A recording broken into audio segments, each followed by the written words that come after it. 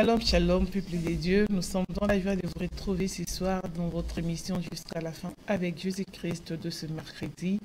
Nous sommes au mois d'avril. Que Dieu vous bénisse abondamment. Vous qui avez choisi de suivre notre chaîne, nous sommes en direct sur EPV Télévision et nous vous demandons, vous qui vous connectez déjà, de bien vouloir partager cette émission. C'est votre servante habituelle Nadine Fouanga et puis cette émission nous est réalisée par les pasteurs Constant et Fouanga et je ne suis pas toute seule.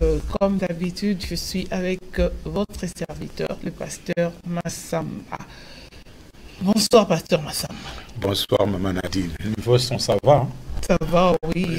Ok, gloire à Dieu. Nous bénissons le Seigneur, Dieu qui est merveilleux. Nous les rendons grâce. Il est le maître de l'histoire. Nous avons fini le mois de mars. Maintenant, nous commençons le mois d'avril. Que le nom de Dieu soit béni. Si vous êtes dans le mois d'avril, il faut dire merci à ton Dieu qui est le Tout-Puissant. Nous sommes là, nous commençons notre émission jusqu'à la fin avec Jésus-Christ accompagné de maman Nadine. Vous savez que notre émission est en lingala, surtout vraiment adressée à la diaspora congolaise de par le monde. Donc, Bobenga Bandeko, Tobandi, émission Nabiso Kitoko, Nzambe, Aleka, Kobate Rabino. Merci, Nabino Nyonso. Vous allez partout dans mon vous allez dans Bisso, Tozana, Bandeko, Bazana, Allemagne, Pasteur Jean Kiss, Maman Esther, vous allez fidèle, Kuna Hambourg, Nzambe, Abate Rabino, na Irlande, vous allez belé, vous allez dans Bisso, Pasteur Gilles, Congo Mokristo, Tozana Canada, na Rwanda, évangéliste Dani, vous allez dans Bisso, na République démocratique du Congo, Bango, vous allez dans Bisso, na Bunjamboli Kuna, vous allez dans Bisso, Bambote Mingi, partout, vous allez na Congo Brazzaville, Kolo Abate Rabino, émission na bino kitoko bandi bopanza ndenge lobaka mama Nadine to panza.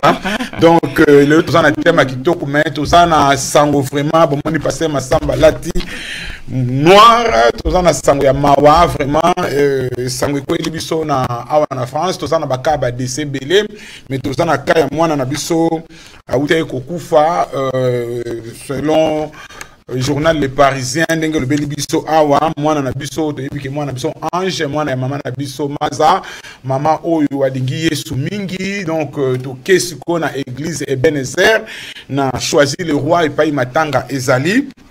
Mais pour commenter dans moi que maman Nadine na kotanga nanu oyo les Parisiens et comme les biso parce que les wango sala biso moi ba kokoso dona ba qu'est-ce que c'est na mutu ba policier a makambezo ko ça les belé to kana au journal le belé biso sima to kana ko commenter les Parisiens et comme les biso boyer journal les Parisiens comme les biso enquête ouverte après la mort d'Ange hospitalisé après un contrôle policier.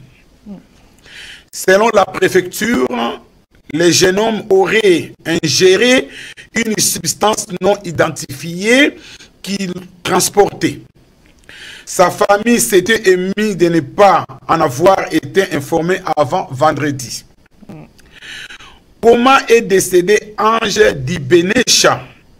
Ce jeune homme originaire de Grigny Essonne est mort ce week-end à l'hôpital de la Salpêtrière, provoquant une vague d'interrogations, notamment sur les conditions du drame. Dans des appels lancés sur les réseaux sociaux samedi, plusieurs de ses proches expliquaient que les trentenaires avaient été interpellés mercredi lors d'un contrôle routier. Entre guillemets, je crois que c'est sa maman qui parlait, aidez-moi à comprendre, mon fils a été amené mercredi et ce n'est que vendredi que nous avons été informés. Il est en arrêt cardiaque. Les médecins veulent le débrancher. Aidez-nous à connaître la vérité, avait notamment dit sa mère dans une vidéo devenue virale. L'annonce du décès du jeune homme avait été faite un peu plus tard dans la nuit de samedi à dimanche. Ce dimanche, la préfecture a publié un communiqué peu avant 13 h dans lequel elle confirme le contrôle routier réalisé par 2 motards de la préfecture de police sur le périphérique au niveau de la porte d'Italie dans la nuit du mercredi à jeudi. Ange Dibenecha aurait ensuite ingéré une substance non identifiée alors que les fonctionnaires attendaient l'arrivée d'un véhicule pour transporter les jeunes hommes. Donc, je continue s'il vous plaît. Interpellé en raison d'un permis annulé et d'un dépistage alcoolémie positif. Il aurait rapidement été pris en confusion. Rapidement sur place, les pompiers, de leur arrivée, effectuaient un massage cardiaque sur le conducteur du véhicule. Écrit encore la préfecture. C'est toujours la préfecture. Les SAMI auraient ensuite pris en charge Ange Dibenecha jusqu'à l'hôpital de la Pitié-Salpêtrière. Selon nos informations, cette substance s'est présentée sous forme de sachets. Les produits qu'elle contenait a réagi positivement à la cocaïne au cours d'expertises toxicologiques, précise une source judiciaire. Celle-ci indique également que les jeunes hommes étaient porteurs de documents sous plusieurs identités et qu'il était connu des autorités sous différents noms. Ce qui pourrait expliquer les délais entre les faits et le moment où la famille a été prévenue. Une autopsie doit avoir lieu ce lundi. Et le rapport de l'autopsie, c'est le journal d'aujourd'hui, je crois d'hier. Les résultats de l'autopsie sont tombés. Le décès ce week-end d'Ange Dibenecha, un trentenaire originaire de Grigny et Sonne, est lié à une défaillance cardiovasculaire, probablement d'origine toxique, et a appris les Parisiens auprès du parquet de Paris. Selon cette source, l'autopsie réalisée ce lundi penche vers un décès par défaillance cardiovasculaire. Les médecins légistes pointent une origine toxique, entre guillemets, une origine toxique. Le parquet précise ainsi que des demandes d'analyse. Les parquets précisent ainsi que des demandes d'analyse complémentaires ont été délivrées. L'enquête se poursuit pour faire toute la lumière sur l'origine et circonstances de ces décès, assure le parquet. Donc, l'enquête se poursuit pour faire toute la lumière sur l'origine et les circonstances de ces décès. Maman Nadine, je crois que Tolandi, on a BFM Télévision, Totangi Journal à Le Point, Totangi France Soir, les autres autant les Parisiens, je crois que Bazar le Belango partout, les Waya Mwana Nabiso, tant Landango piste c'est un peu flou. Comment se fait-il que Bokangi Mwana, Bokangi Moutou, bon famille, ils ont 2 ou 3 jours après. Donc c'est là où se posent beaucoup de questions. Donc qu'est-ce qui s'est passé? Tout ça, bon, je bénis le Seigneur comme...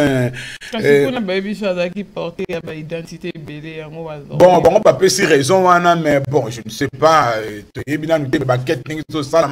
Bon, c'est le banquette. Je crois que maintenant, il ne pas pasteur Chungu. Pasteur Chungu, c'est quelqu'un qui est vraiment intelligent. Il y a un abisso, il pasteur Azamaye, le Mingi, Nebenezer, je crois que Nayoki Kuna Bazo avocat.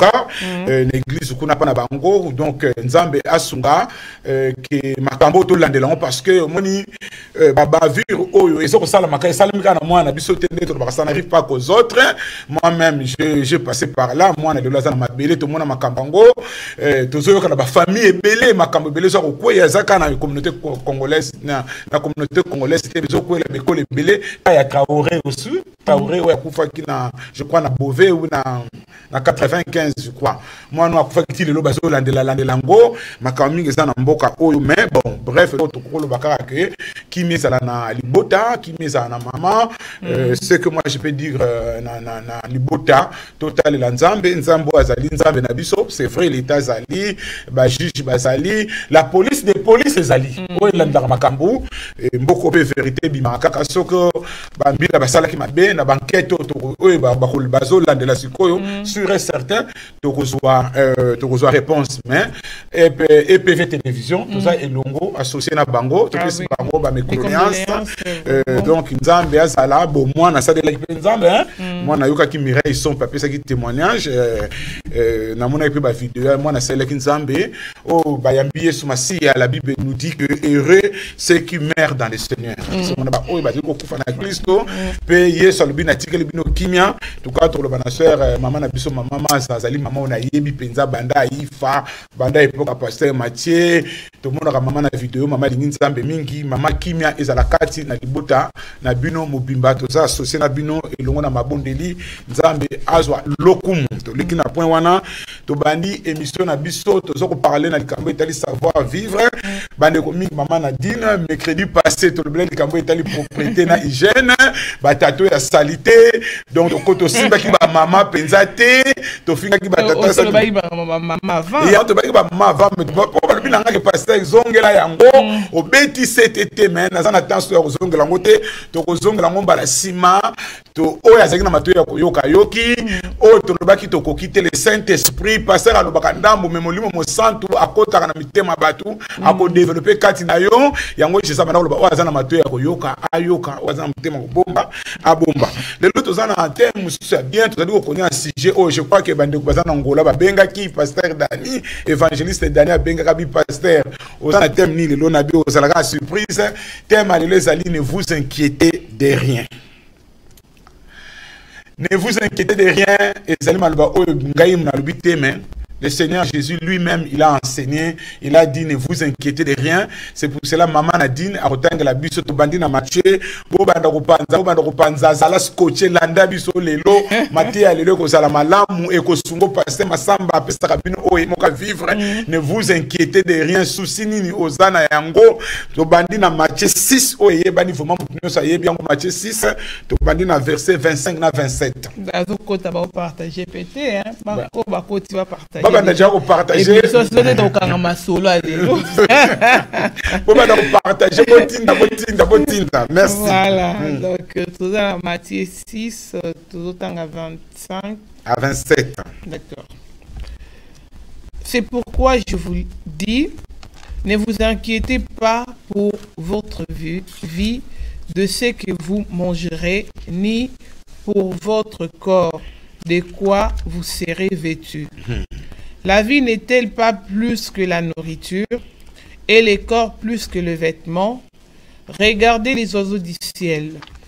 Ils ne sèment ni ne moissonnent et ils n'amassent rien dans des greniers. Et votre Père Céleste le nourrit. Ne valez-vous pas beaucoup plus qu'eux? Qui de vous, par ses inquiétudes, peut ajouter une coudée à la durée de sa vie? Ok, gloire à Dieu. Je crois que Jésus a bandit, c'est pourquoi je vous dis, ne vous inquiétez pas pour votre vie. La vie est tellement très importante, la vie est capitale.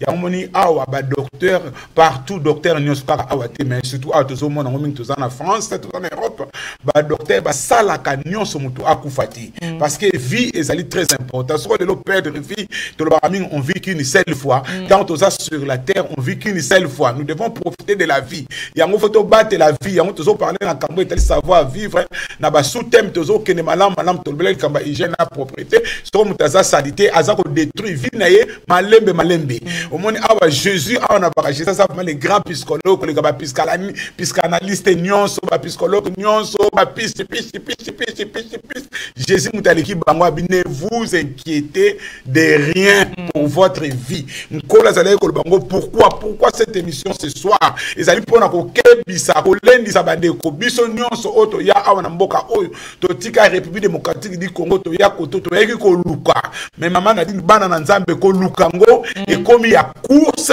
ko lukango e komi ya bandenge belé ko lukango e komi ya bakisi ko lukango e komi na ba porte ya convoitise ko lukango e komi na ba porte ya jalousie ko lukango e komi na ba porte ya haine ko lukango e komi na porte ya sorcellerie to komi ko boma na biso parce que to ye poto na âge ya 12 ans na ya soki ya 15 ans to ye poto muso ye poto na 45 ans dans on comme na 45 ans na poto dans on sala mikanda 50 ans 50 ans pe misala balingo zo subata 50 ans te siko nengo kana ko sala po ko tonga ozo ko kokate porte jalousie bani ko fongwama okomona za chrétien za na kata ndako nzambe muteme koma moto yango Jésus le bien que ne vous inquiétez de rien pour votre vie, de quoi vous allez manger, de quoi vous allez vous vêtir. Donc biloko mi balé ça peut être c'était kolia na kolata. Et biloko boma penda congolais biloko mi balé wana kolia na kolata lokwa to surtout kila kolia to surtout kila kolata yango lelo ke na lingo benda matoi ko sunga bana na nzambe par rapport à la parole de Dieu okomona ke Maman Nadine, si on continue, avant on continue, je me rappelle que autrefois, les présents, c'est Mobutu, c'est ce qu'on a qui collé, que mon peuple achète mal. Les Aïrois achètent mal. Nous achetons mal. Après cet exemple, mais comment se fait-il, maman, si père ou batongi, awana mbinza, soki na kitambo na itexco, o linyangote, ozo kosomba si père ou na Hollande, kuna na Belgique, baza kote ko fois ça nango, o sombi yango parté, mais pourtant, c'est la même société, c'est le même tissu, mais yomo karaté, zandeng mokote, yango monique, mon peuple achète mal, et ngai na kota ki na mboko na yekola kelo wana malam kwa président na solbe ki dit non mon peuple achète mais to so ba ma bé yango to mandoko yekola siko so ma bé ngo lelo na mission na ko linga bo intervenir comment ba misusu ndeko no moka congolais aza ko kosa yo na kata ndako nzambe biloko to ko développer mais va to développer ngo na to continuer na verset 28 to kititi na se to tanga ki na 25 na 27 to tanga siko na 28 tina se Matthieu 6, 28. Et pourquoi vous inquiétez au sujet du vêtement? Considérez comment croissent les lys des champs. Ils ne travaillent ni ne filent. Cependant, je vous dis que Salomon, même dans toute sa gloire, n'a pas été vêtu comme l'un d'eux. Si Dieu rêvait ainsi l'herbe des champs qui existe aujourd'hui et qui demain sera jeté au four, ne vous vêtira-t-il pas à plus forte raison, gens de peu de foi? Amen. Continuez, maman Nadine, 31. Ne vous inquiétez donc point et ne dites pas que mangerons-nous, que boirons-nous, de quoi serons-nous vêtus? Car toutes ces choses, ce sont les païens qui les recherchent. Votre Père Céleste sait que vous en avez besoin. Cherchez d'abord, verset 33. Verset 33, cherchez d'abord. Cherchez premièrement le royaume et la justice de Dieu, et toutes ces choses vous seront données par-dessous. Ne vous inquiétez donc pas du lendemain, car le lendemain aura soin de lui-même. À chaque jour suffit sa peine. Oh, gloire à Dieu. Je bénis vraiment la parole de Dieu. Je bénis notre Seigneur Jésus-Christ. Satan fait tout que tu lis pas la Bible. Si tu lis la Bible, tu peux découvrir ma kimia. Dans verset 28, pourquoi vous inquiétez au sujet des vêtements? Congolais. Zairo mvuata na mvuata tokolata mazamantomu tokolata yoshi ya ba moto tokolata tokini bakombo nyonso tosisa komba kongolo kutu ya nzinga kufu oya bakoko na biso yoka na kati ya ba japonais ya bananu muterene ya banzoto na biso awa ba congolais. Jésus lobi que pourquoi vous inquiétez au sujet des vêtements et lo que bomaka biso bilamba Yesu abaza komema biso to bela malade ya mutute to comment dirais-je Mokute Kimingai okomi lokola ekoya mongo okomi lokola mutu oyo azalaka toujours anxieux, mutu oyo azalaka toujours azalaka sûr na ye moko te. Yesu azokoloba na biso nous devons faire attention dans ce sens que souci et bomaka. Souci et bomaka bana na nzambe soko yamba ye sokola nkolo mobiki si regarde ton Seigneur, il est la solution à tes problèmes. Yamoni Yesu alobi ke bobi tungisa te, cherchez d'abord le royaume de Dieu et sa justice. Le royaume de Dieu c'est quoi? C'est un royaume qui est quelque part dans le royaume de Dieu c'est Jésus lui-même. Si tu as Jésus, tu as tout. yango moni lelo mama na dini bana nzambe mutu nyonso et comme siko ba violent baza ko s'emparer na royaume et le royaume c'est Jésus mutu nyonso alinga comme pasteur mutu salinga sambela mutu salinga mutu nyonso alinga bonga parce que na nzela na Yesu nde pa ito pambwa maka na nzela na Yesu tout ce ko so sambela nzambe na solo nzambe atika ka bayenge bene na yete ndenge David abike na bomo inanga na monite mwana boyenge bene azanga même lipa azanga même eloko même il y aura des difficultés mais le Seigneur est au contrôle ya moni Yesu azoko bana biso awa ne vous inquiétez de rien au moni convoitise souci et même makabiso na mabe et même makabiso ndenge na lobaki tout à l'heure na jalousie et même makabiso même na tuerie okoko boma mutu et loko boyoka kindoki bozo ba kindoki sate muta pumbwaka kindoki bandaka liboso na kotala tango tali oluli ene bandi soki ene bandi obandi ko méditer obandi ko développer ti okosala mabe yango to tanga siko exemple moko eza na kati ya Bible okomona ke Bible so que convoitise et makabiso na nzela ya mabe to bandi ko développer na histoire ezaki na Ancien Testament bana na nzambe pozola ndabiso na 1 roi chapitre 21 to kotanga nyoso te ke no tanga na ndaku mais mama na bino kotanga la biso 1 roi chapitre 21 to bandi na verset 1 au mona makamu nini convoitise et memaki batumi satu o makamu nini salamaki na vina bango 1 roi chapitre 21 je lis 1-4. Après ces choses, voici ce qui arriva. Naboth d'Israël avait une vigne à Israël à côté du palais d'Akab, roi de Samarie. Et Akab parla ainsi à Naboth: cède-moi ta vigne pour que j'en fasse un jardin potager, car elle est tout près de ma maison. Je te donnerai à la place une vigne meilleure ou, si cela te convient, je te payerai la valeur en argent. Mais Naboth répondit à Akab: que l'Éternel me garde de te donner l'héritage de mes pères.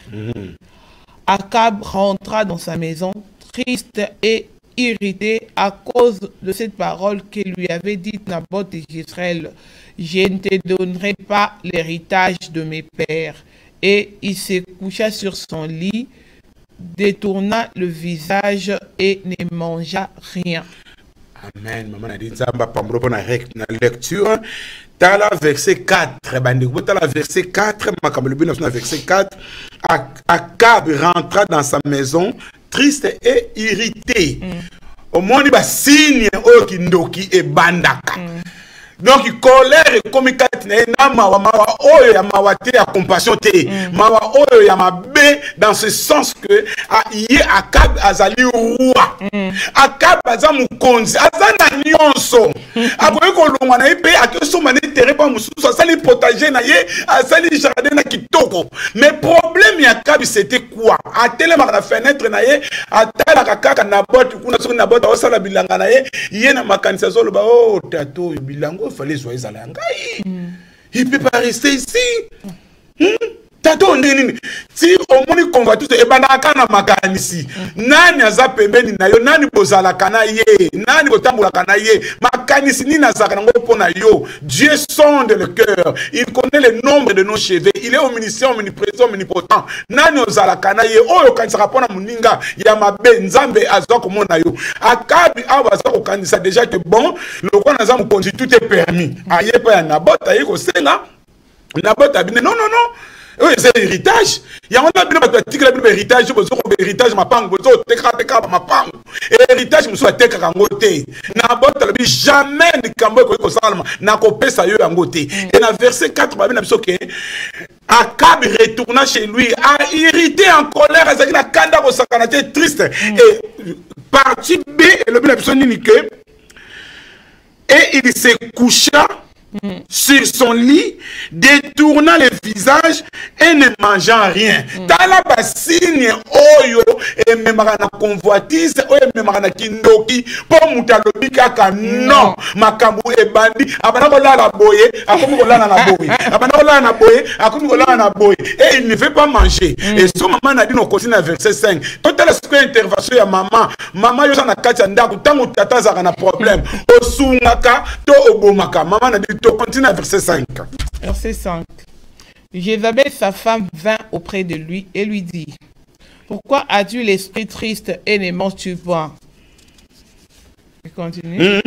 Il lui répondit, j'ai parlé à Naboth d'Israël et je lui ai dit, cède-moi ta vigne pour de l'argent ou si tu veux, je te donnerai un autre vigne à la place. Mais il a dit, je ne te donnerai pas ma vigne. Continue. Alors Jézabel, sa femme, lui dit, est-ce bien toi maintenant qui exerces la souveraineté sur Israël? Lève-toi, prends de la nourriture et que ton cœur se réjouisse. Moi, je te donnerai la vigne de Naboth d'Israël. Jézabel à côté, Jézabel a une image où il y a ma bé, maté à on a été en mariage, on va inviter Kanga Mingi, pas une athée, une athée en église, il y a assemblée dédiée à l'année, pour pas pasteur Kim, une athée en Balamingi, pour comportement Jézabel, maman n'a dit, non, c'est notre test, est-ce que maman Jézabel a salé ma bé?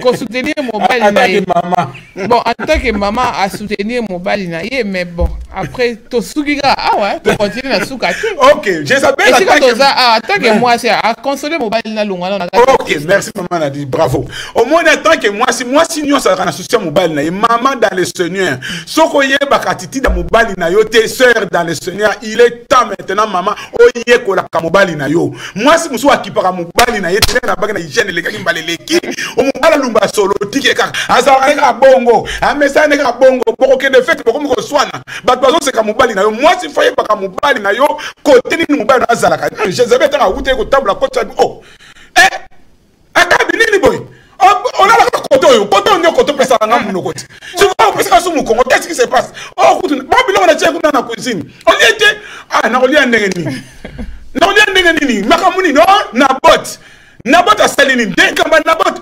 Oh, nana sa mukonzi awa. Qui dirige ce pays? Vanda yo tanga makamanga na kosala. Bande ko histoire o kendo tanga ngo poto gagner temps. Au moins ni convoitise ninge bandi. Et pas nini mobulu e bandaka.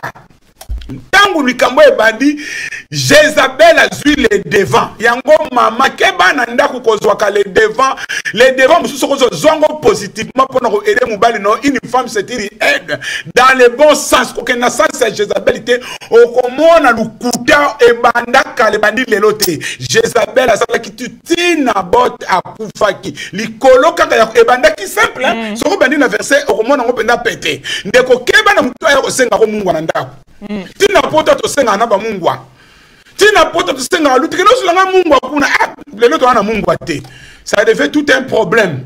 Ça devait tout un problème. Donc, au moment où Jézabel a joué les devants, et souka makambezali, babosali que na Exode 20 17, Bible la Bible dit tu ne convoiteras rien de ce qui appartient à ton prochain. Nzamba lobaki déjà tu ne convoiteras rien de ce qui appartient à ton prochain, ni sa maison. Déjà ni sa femme, ni son serviteur, ni sa servante, ni son bœuf, ni son âne. Akab, il a oublié tous les 10 commandements. Akab, il a oublié ça, que commandement, que tu ne convoiteras point. Il y a l'oula qui me loko ya partout. Tango l'ouli ba conséquence, tango ya kindengenini. Yango moni que na convoitise, yango tem na Jésus le barabatuke. Ne vous inquiétez de rien pour le lendemain. Ne vous inquiétez pas de quoi nous allons manger, de quoi nous allons vêtir. Parce que ma caméra c'est bandarandeni maman a dit. Tango yo ba ni ko s'inquiéter. Pour te s'inquiéter, parce qu'on regarde toujours l'autre. On regarde toujours chez l'autre, chez mon collègue, chez mon ami. Que tu ne convoiteras pas la maison.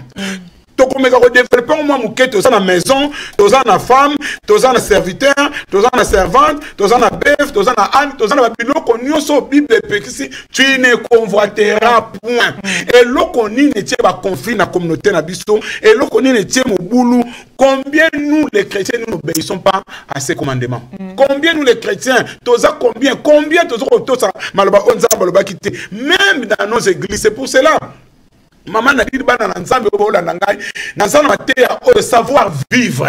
Nous devons vivre selon la parole de Dieu.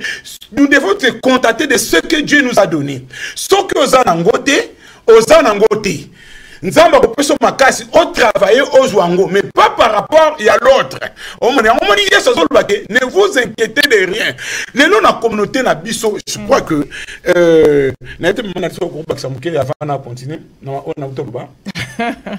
en tout cas convoitise quand ozoloba convoitise ya mwezo ma biso leo na kati ya société mutema mabe boti mingi na kati ya bandeko na kati ya bandeko ya ngwana ozomona ke mokili na biso pende tozokende tokomi kokende mabe donc inquiétude diablo ka mokili et memi biso to sala baninga mabe to détruire baninga et puis ba vie na biso peso bongate hein so tali pe par rapport à ça ba vie na biso moko oh yum ozo lingo nuire na muninga pose eloko wana mais ozo ango pété ya yo peso bongate même mata se pose yango eza ko avancer oté parce que mutunyo stade na grâce pe na étoile na e ce que eloko eza ki réservé pour na yo tu yo zali ko convoiter yango et qui apporter eloko té parce que ça ya yo té. OK, merci maman Nadine Zab.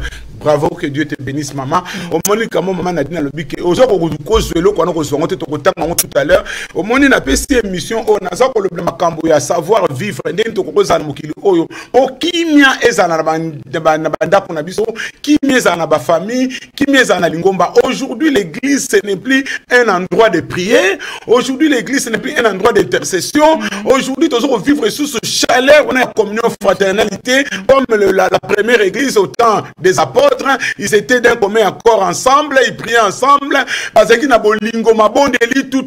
Aujourd'hui l'église ça devient un endroit ya convoitise. L'église est comme bisika ya koswana, église est comme sika mama po aya dimanche to kala teke lamba o dimanche musu ezate akoyade tata musu akoya wana zo kolamisa baba griffe na ye église eza so sika ya kosambela trop tard pena église ko banana ye pasteur na bango bandimi donc bazo sala kama seki na maseki mundele tanga yeta musu mona tali so ba mindeta ko bayaka batala kama na tala. Oh ça c'est de comédie ça c'est de la comédie. C'est de la comédie. Pourquoi? Parce que la présence de Dieu n'est pas là, parce que Dieu sonde le cœur, Dieu nous connaît tel que nous sommes. Tant que nous sommes dans ensemble, tant que nous sommes dans l'église, l'église c'est comme l'église c'est comme la diaspora congolaise. Nous devons nous réveiller parce que dans l'église c'est la honte, c'est la honte. Il y a un moment que la diaspora congolaise, l'église nabiso tokende ko sambela nzambe na solo, mais tokende te sika okei pour que nous convoiter, pour que nous retire des autres. Église comme sika ya makelemba, au moins na kati église 7 8 maman, basala li kelemba na bango, groupe na bango G7 ba maman, oyo pasteur a yebité. Oyo pasteur a yebité. Moi 4 7 maman moko bakangama, okomona bango ya kanzela moko soko moko lati talon, bango tu balati ba talon. Soko moko te ba nini ya soko ba nini ba chaîne soko ba nini ba mayaka bango nyo soko groupe. Ozo tala groupe na soko landeli bango tout. Okomona ke basala groupe na bango basa pena likelemba na bango na kati église. Mission na bango basala kana o nga na bengaka ba olie démoniaque o ezaba biloko ya kobuka. Donc na pesi matea o bana nzambe. Pourquoi nous sommes matin on a une personne mingi ba témoignage nanga o ko sunga yo lelo zali ko la nangai parce que omoni mama nandi bana nzambe likamna zolo ba awa likambo ya convoitise oyo congolais azam mutu ngazaka propre. OK, bravo.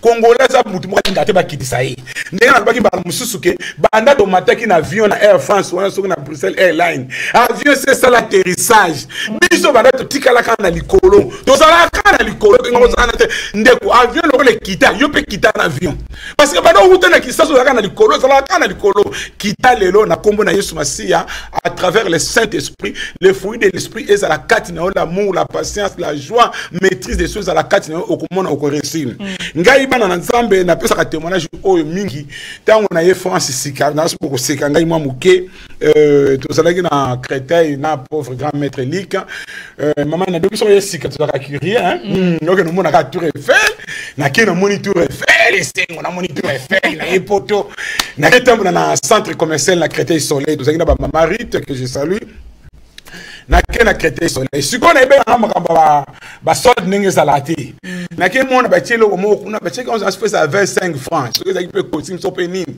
na yana ndako ngaza courage nzunzu ko la bina e pa kana ngabia tuka vie ngana ko na binote ngape na wuti ana moni ba tie ba mvoata kuna penda do ki som bilamba ni no moni ngabi awa na central 25 francs Abelamba ni 25 francs.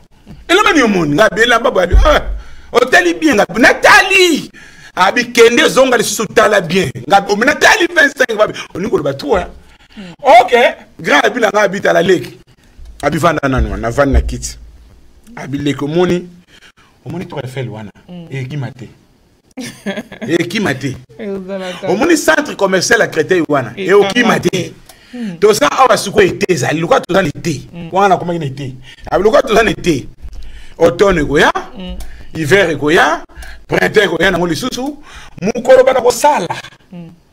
Oko somba biloko oko bayango. Mama Nadine na mona lokola ba délivranga ko batianga huile d'olive te. Batianga mai tant ka grand lobi bongo, tout refait le ko kimate. Été, automne, hiver, printemps, et ben roya nango.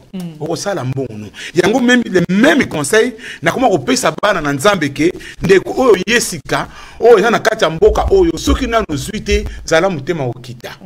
Tango ekokoka nzamba kosunga yo lelo ko mono oza na souci oza ko ngai mama na tango na moneke loko na ko souci longo imbala moko. Pour ce que c'est les gars ko fona lata. Fona lata fo Dalaka, la propre, on voit attaquer au lata. On comme donc ce qui glisse, voilà donc ça donc tout ça n'a pas passé maïmona kala, na chanté puis la kala na 89 wana. Ce qui glisse là tu m'as fait c'est mon bozo mon ka hôtel moyen, moi na ba pantalon ça ouais, hôtel moyen moi là tu pantalon mon hôtel bi ah. Ngap na beta sapato penda mais moi na beta sapato. Oye no sambela, mais na samutema, ozo tala sapato mutu mususu. Donc convoitise, mais banda que grand baka ngelo kwana et loko wana e kangola kangai. Et longola kangai donc loko wana salanga bien. Donc tu les lopé maman a dit c'est vrai, Dieu m'a béni, les lona comme kola to kote comme na kipa ngozo ki. Na kipa ngozo. Ça dit comme il y a so demi qui ce gars combien 33 ans demi qui tonne. Pour la génération où ils ont les lots, pour la boulou, ils ont côté comme bella. On a c'est du sérieux. Batubazo bella, batubazo ça AVC parce que l'occasion l'occasion zouangote. On peut mouiller bedi, on peut maramola, on peut quitter un peu. On peut na bambongo, ils ont les qui la bango. Moïbe ba chèque quoi. Non mais Mikolo ezongi man so na pesi système. Parce que na ba garde robe na bango kala ba. Te Mikolo e ba dozonga pote. Demo na ba dozonga susu demo ke ndakata kei akezo le 7 Mikolo ezongi lisu molimo wana. Siko ezongi na moment oyo lobi ke ba kope eza su ninge za la karate. Siko tozo wa salaire. Yango merci on a telo kongo tozo wa salaire siko content peu de ce que tu as. Au monde mutunyo se le to comme na premier point na check exemple susu na la kabila na ozonga na susu. Premier point musu comme la point au sommet ma pangue. Au moins Jésus a dit ne vous inquiétez de rien, ne vous inquiétez pas du lendemain. Ne me toza na mboka oyo, soko ke na kisasa mama na dokuta muto sa sombi lupango. Et belé muto no mais presque ba tout sa sombi ma pango. Soko biso ba na pote muso somba kité, soko za na Yesu te. Obando tuna ba ninga, osala ki ndenge nini? Osala ki ndenge nini? Osala ki ndenge nini? Mbongo apote ba bango, tango na ki poto sika. Bagana bazo mbonga poto ya sala musala. O comprendre mbonga poto ba sala ngo mekeba mutu musozo ba nenga zo zulango te. Et le loto komuna ba convoitise mutima ba komi moto o so magala pango so magala parce que wa ba lobi ke lokola ya facha lobi ke bozonga ba misu ba komi ko banga makabe komi belé mais moi na nzambe contente toi la Bible nous dit tout ce que tu en as besoin amène ça dans la prière. Amène ça dans la prière, laisse entre les mains de Dieu. Jésus est la solution à nos problèmes. Si Jésus nous dit il était en train de nous prêcher, ne vous inquiétez pas, ne vous inquiétez pas du lendemain, ne vous inquiétez pas de quoi nous allons boire, manger. Dieu est le Dieu des miracles. Dieu est le Dieu de... Mais Jésus ne nous a pas dit de croiser les bras, de ne pas travailler. Non. Parce que exemple, les oiseaux pas tellement il il faut travailler, il faut ça la musa, nyoso ba kopesa yo na mboka oyo, linga osala yango, makambo na lobike. C'est pour ça. Et pourquoi Jésus a dit, et pourquoi vous inquiétez-vous au sujet des vêtements? Bilamba eza eloko o ekokiko ko détruire vie na yote. Ne vous inquiétez de rien. Ne vous inquiétez pas. Faites confiance à Dieu. Souci nini ozanango. Maman, comment tu peux comprendre quelqu'un qui gagne 1200 €? Alors que le chemise, il y a 300 €, il y a 400 €. Quand tu vas payer les loyers, quand tu vas faire ça, au côté de économie exacte. Donc, on va dire, Namboka Oyo, Mundele a sala tout, a simplifié ma cambo. N'a pas ça quelques conseils, comme Mabiso, Oyo, Sungayo, Lelo, Oyo, délivrer. Maman n'a pas dit que Mboka Oyo, Bananzambe, Yoka témoignage. J'aime beaucoup Jésus-Christ depuis mon enfance. Même Nazana faiblesse, même Nazana mais j'abandonne jamais la prière. Il y a un moment où j'hésite à côté de l'église, il a chassé des gens. Alors que Ndaku Oyo, Bakobengango, la maison de mon père, la maison de prière. Il y a un problème. Kendaka l'église, bonde là, Nandaku bonde là, et si que nous allons bonde là, prière et allez déjà pour contacter Nzambe. Dis tout ce que dans ton cœur, dis à Dieu, et Dieu te donnera tout ce que tu as besoin. Nga ono sinakanango posa pamana di na présenta ngo pa Nzambe et puis na kimia. So on a monu muteme comme ko tunga na konti na nzela jeune prière. Et jeune prière et longolaka esprit oya convoitise et longolaka esprit oya ba démon oya ka kati na biso et pesaka biso kimia. Na nzela na kimia wana nde Yesu azali solution akopeso o nyonso motema no elingi. David a dit que la qui ça désire dans ce pas Nzambe et Dieu te donnera tout ce que ton cœur a besoin. Dieu te donnera tout ce que tu as besoin. Et à un moment que ba Nzambe na soko insister na likambo oyo na kopesa quelque chose pe mana disons soko bakisa pona le bimwa mingi. Soit tu vas accepter, on continue. Ok, on continue. Il y a des commentaires. Gloire à Dieu. Tant qu'on a qui s'est apporté ban, c'est une technique. Tous les gens qui bengi ba marché, ba winze. Tous les gens qui Sarcelles, tous les gens qui Argenteuil, tous les gens qui Montreuil, tous les gens qui winze. Ngata on a qui s'est na mbongo na maso na zimbongo na salaire. Ndeke ba magasin chercher on na Paris. Nous sommes biloko mo na mo tel mbongo ici. Si vous avez une idée qui ça, au moins vous avez une idée qui ça, tout un jour, maman, ma reine, ma pasteur, il y a pasteur Matina, à vous avez une oh, enfin, vous solo là, non, mon Alexis Babilo, mon gars, oh, mais vous savez, Bilogo, Babina, Windsor, mais Tika, oh, Windsor, vous savez, le magasin, habitez, on a Windsor, Gabi, à tes mains, téléphone qui peut en Windsor, on a tal. Et c'est la première fois que je suis d'Argenteuil. Oh, quand on a coupé pour nous, quand on a zone d'Argenteuil, Nathalie n'a pas commis que Windsor est bandana 1800, ce qui 16. Windsor Argenteuil, si on a 1800, on a raté.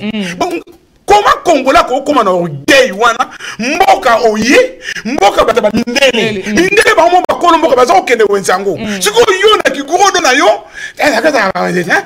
mais là on tanga la ta mata mais là pas mal la ta ngoti et pourtant na ko tala ke nzoka mboka o ezamboka moko ba comment dire c'est des pays riches et bani na monde biloko ezana magasin et ko sala 6 mois te et longwe soko c'est sili et longwe biloko wana sika et longwe ba tekeli ba na monde donc ezana biloko ya tombola ba la tete to ba baka non ezana biloko ya sika ba kena wana wete ba tsango na primo ko ya se po mutu ya ko sala mo économie na asomba siko soki yoke na wenze au monde de kono wenze Congolo kimi. Alors comment ça bon, nous sommes monde finalement à Betty quand nous sommes d'abord pour la bloc à kimi. Comment wenze na kontaga pour la soma ba fruit. On ga mona bango belo on est ko soma ba fruit. On est ko soma légumes. Oh ba peki si yoto ke na gaz ga ke na ba gaz ni on a continué à parité. Mais na zanga pe wenze te na ko soma ba fruit mais sona net ba bloc à kati. On soma on a wenze na prier bien.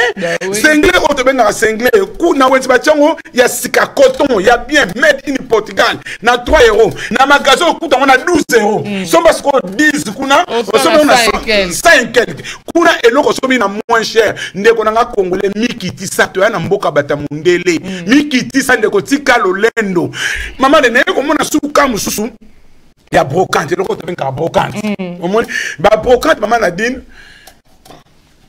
comme suka par hasard na kebo.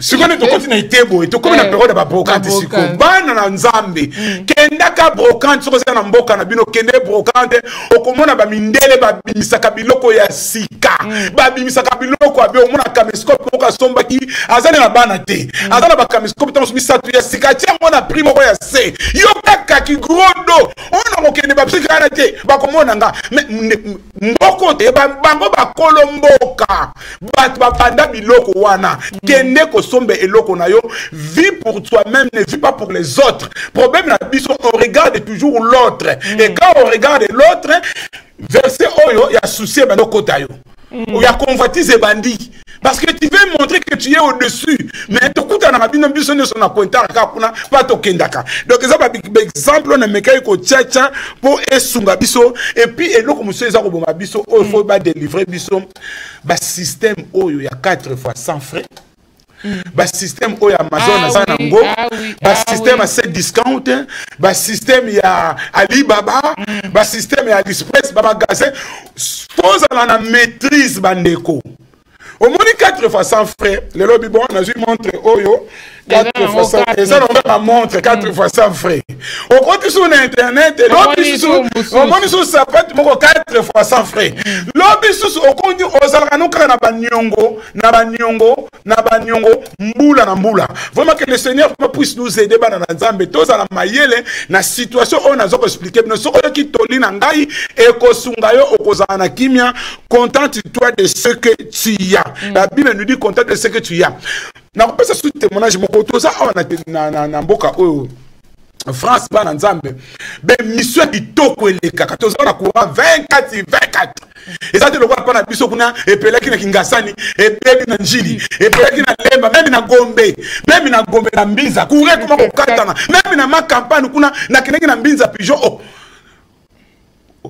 papa mbana mama courir ke wa kinga oh même bino na pigeon kaso mi konza za la kawata ay koma kaka bongo mais ah ouais, na courant 24 mais mission ya bien des missions éducatives dans la télévision n'a pas ce témoignage pour la Bible c'est le meilleur des livres tangango avec la prière avec méditation et ko sunga yo ko zana kimia au moins avec moi on a passé ma semble toujours ali ko seka ce qu'on a la liboso na yo on est la pas pour ne pas dans sango.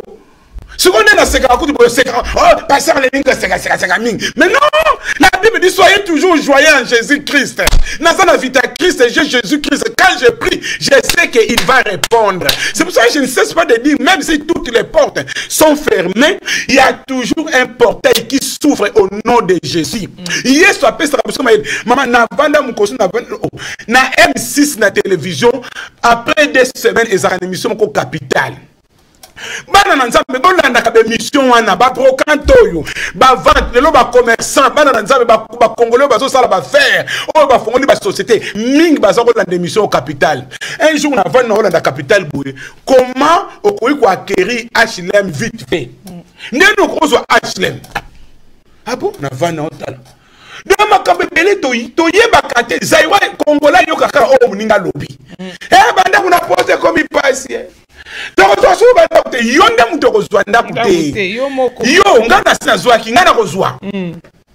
que moi, je lis la parole de Dieu et puis nous avons une mission éducative. Maman, nous avons dit que nous avons HLM. Donc, tant ils ont suspendu le solon. HLM. Baboya kope sangai na ndenge nyonso. Mais le quoi na ndenge mission wana. Ba l'accès ba astuce ni ko ça la pose HLM. Et puis na ke na link 18. Oyo moi so ba ko importiner unique. Na ke importiner mère argentée. Na importiner mère. Oui que mère adjoint le bien Abel Ramoutou. Abi il n'est pas normal ce mec. Ce monsieur il n'est pas normal. Donnez-lui l'appartement. Bon puis c'est quand dans bolongo là. Maman a dit na joie. Ma pesa nda ko biba biso ko persévérer ko tona tunda ngabi ndeka na bandi ne studio o des donc pesa nga tellement na beki loi bien té ba pesa studio ba koka ba pesa ba koka tout sur na côté habité gardez le mais non ici c'est pour les handicapés gabi ne vous inquiétez pas tito comme na pavillon lokolo ba bandi na F1 ba comme na F3 na comme tina comme na F4 ka 40 la prière mission na capitale ba yo pesa nga ko ndaku oh au moins ba logo bâtir logo HLM argenté na kata logo na bakamati logo muso amuke espacé bâtir N'a pas moi habité, madame, je ne veux pas cette maison. Oh, monsieur, il y a personne qui a non, madame, non, et ça a des logos, j'ai suivi. Sur M6, capital, Nalandaki capital, madame Boko Sarabatou. Et ça n'a des logos, donc il mairie Argenteuil, Moutaza ko géré, Ndako ya espace Luana. Donc Moutou a une Ndako ya côté espace, ma côté na HLM ma mairie Argenteuil. Donc on fout à plus cher. Oui, moi ça t'ingabi. Oh monsieur, vous êtes intelligent, monsieur. Oh là là. Ok, bazoni ma personne siko HLM Penza ya Argenteuil. Donc on t'a pas pu changer côté Rangulu ngulu te tanga close. Nyonso wana faut tanga close biloko o nyonso na pesi parce que ndeko nanga réveille toi, mets-toi debout. Jésus le dit télé matambula, mets-toi debout, marche Jésus, avec Jésus tout est possible. Mboka auto comme plutôt le bisaka batu te mutaye na esi poto baby poto ke bonga lisusu te yo mutu so ko yene pe lo besu muka ya bo mboka na bango ko ngwe ndeko to mi ko ngona biso ko ngwe ko lisusu te ko ngwe yo mutu ko ngwe kufi ko ngwe ko bonga déjà bonga biso moka nde to sana bayene to bongisa ngo o mara bon makade ba angel ba to sala ngo biso mo ba to sala ngo biso to zali to sala ngo donc nzambe azo lo kumu na to komi ernini to tika na combien de minutes 9 minutes. Ok, gloire à Dieu. Nous allons continuer. Au monde il secret mususu na seplarami na yande komo kwa mwasi to sola ni mkusa zaka na feti. Ba mama on azo pesa bino po to telema na verset o to mitungisa te na lobby ba mama bo zala kimia. So komoni muninga no alati kitoko kolula te. Yo oza capable ya kosomba na poto combien de fois d'église na zongeli point oyo pour na pesa exemple oyo avant na pesa exemple combien de fois dans nos églises mutazo ya ko defisa biloko na lingomba mondimi azo ya ko defisa ba sapatu ba saki bilamba na valeur ya 300 € na kati ya église ma sombi yango na marché na 10 €, tout na 30 €. Eh ben j'étais en Italie, hein. Vous savez, j'étais à Londres, hein. Ba maman bosomba, ba maman msupe ba zoba, ma yele zate, maman za na poto ba magazine ya kofungwama. So ok na Paris, kota la Fayette kuna, ya nyon ya nganga ngo za tout ezali. Yo moko futa tiko ok na métro, on continue en église, on mona passer, on mona cette maman bazo yate. Maman qui quand on yate bonne, papa moi était ba matangeleki. Papa azana nyongo. Azana nyonga mutu na église siko basana clique na bango ya ko defisa yango moninga na église na zaratema catégorique na babiloko yo siko na moni yo kana bi mama bateka biloko te biso mama ka yo tekla biso Côte des Ports Côte babenga on ni bateka na Bruxelles wana pour nous Cotis il va zaro sekanga bi papa ti a dit Côte des Ports ka benga ko babela Cotis wana mama ka yo tekla so ba Cotis na porte église kende na nini na la bridge ba baso teka ba Cotis mais ça va pas non maman muso azo kota nyongo ya Cotis oya ko sambela to ya ko kota nyongo ba magasin za ba centre commercial ezali nyonso ezali muso donc so bato na bazo ya église kaka non seulement ba yeko sambela mais bazo ya ko sala commerce bazo ya ko defisa biloko non l'église ebenga mpona ba biloko wana je voyais ce que Cotis soit dans la Belgique dans la deuxième monde okomolela okomolela yango mimi ba ndeko to sala mayele ndeko moka mwasa sasa ki feti asa tellement moi c'est qui toko bembe lo ka yo mama na dinu boye moi c'est qui toko beta la feti ba tu sais maman feti ay lo kwa linga ngabi ya tika pa ka sapato weza ndikolo 5 € na bisero lo bini na bi ya tika bazala kana position wana nini abi ya bazala kana position wana apa sapato on se mona ndikolo 5 €. Secret ya bilamba ndenge na te ya kabana la fraternité nzoto simba ni lamba okola te lamba na binde ko monto kola na ye na bombi komo yata lati te papa jamara seki po yebi yata lati lamba 500 esimba na ngo yebe papa yebi ko modele yango te biso ba miso atolete ya 1 € so ko vandi pena ki nia on a tellement basta masamba pena te et pena beta kabilo o pena fo mbonga makabo pende silaka offrande union c'est mutazo liango eza secret na yo zala na kimia content toi de ce que tu as vraiment que le Seigneur puisse nous bénir tous au gagner ta maman Nadine donc verset chapitre verset sous Bible bien car vous avez besoin de patience afin que ayant fait la volonté de Dieu, vous receviez les choses promises. Nous avons besoin de la patience de Dieu. Si nous persévérons, si nous demeurons fermes à Jésus, Dieu n'aima pas. Tout ce que nous avons besoin, Dieu nous donnera. Nzamba opesa biso, bandeko balandi biso, mingi nzambe apambola bino, abanda kuna bino, kolo abakisila bino susu ya mingi, Saint-Esprit apesa bino mayele, vraiment bondela bosunga pe bandeko mususu oyo bazwi message te bo partager ndeko tika molimo ya kodefa tika souci pour l'avenir mama tika kotungisa papa papa boye po monaki muninga muso asala ki boye non to se contacter na parole de Dieu to se contacter na oyo tozanango totala nzambe akosaka te nzambe apesu so makasi soka lobeko kozala mukonzi soka lobeko kozala muyibi otikala pe ka muyibi soka lobeko kozala soki mwana na biso na moni ba utokuta na Pelé Pemba etanga make étoile na ye Pelé uti Brésil ayo kutana mwana oyo les étoiles na ye mais bazidane bakutana ngene boye mwana akutana na ye te o mona donc mutu na mutazana étoile na ye donc yebaka oyo nzambe apesi yo attaque bondimi tokenda ke église pona ko sambela katoka na église pona ko defa biloko ko to na église te so pona nini vraiment ko aleka ko pambra mana dini na vana pesa banance na tikelo maloba mana dini. En tout cas, merci Pasteur Massamba. Toujours remercier Kabandeko Nyonso Bazako Langabiso. Peut Bazako commenter par-ci, par-là. En tout cas, dans le Kumu, en commentaire et avec minimum encouragement. Dans ma cambo, tout à Koloba Awa, Bandeko Bélé, Bakota qui peut battre en ligne. Merci to merci Wabino Pasteur Massamba, Assemblée évangélique la fraternité tous en Argenteuil, lobby jeudi prière à responsable. Tokutana biso nyonso na mabonde li 18h30 à 20h30.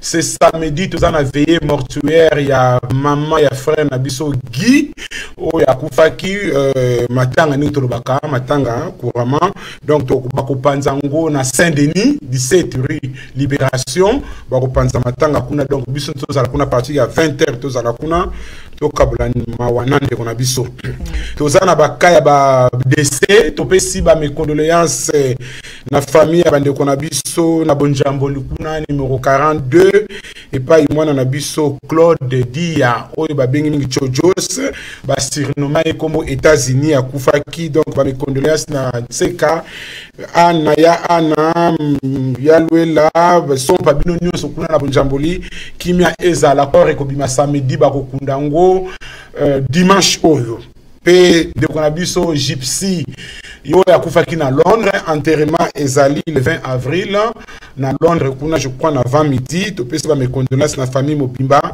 pe to pesi ba mes condoléances na bande konosi ya Ebenezer maman Maza pasteur Shungu na bande konyoso pona liwa ya mwana na biso Ange kimia ezala kati na bino pe to diko pesa ba bon anniversaire na pesi bon anniversaire na grand frère na ngai ya Landu le Manziazia grand frère Nangakuna a kokisi 60 ans.